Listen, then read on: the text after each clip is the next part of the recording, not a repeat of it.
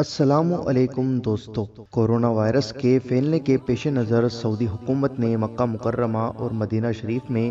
زائرین کا جانا بند کر دیا تھا اور صفائی کے لیے بیت اللہ حرم شریف کے حدود کو بند کر دیا گیا تھا۔ چنانچہ مطاف میں طواف رک گیا اور یہ خبر آگ کی طرح پوری دنیا میں پھیل گئی۔ تصویر اور ویڈیوز انٹرنیٹ پر بہت زیادہ وائرل ہو گئی کہ کس طریقے سے بیت اللہ شریف بالکل خالی دکھائی دے رہا ہے اور وہ مقدس مقام جہاں پیر رکھنے کی جگہ بھی نہیں ہوتی ہے، وہاں پر کوئی ایک شخص بھی دکھائی نہیں دے رہا تھا۔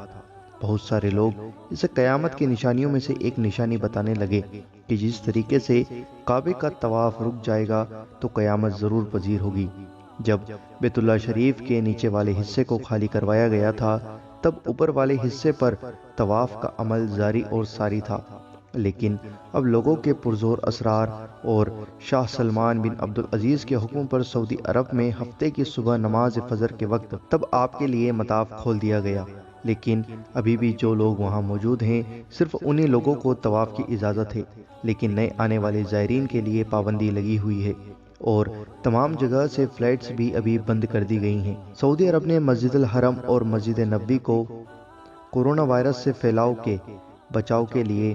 صفائی کے لیے بند کیا تھا۔ کعبہ شریف کے آس پاس کے پورے حصے پر اچھی طرح سے صفائی کی اور اسپرے کو چھڑکا گیا۔ اللہ تعالیٰ اپنے حبیب صلی اللہ تعالیٰ علیہ وآلہ وسلم کے صدقے میں ہمیں ان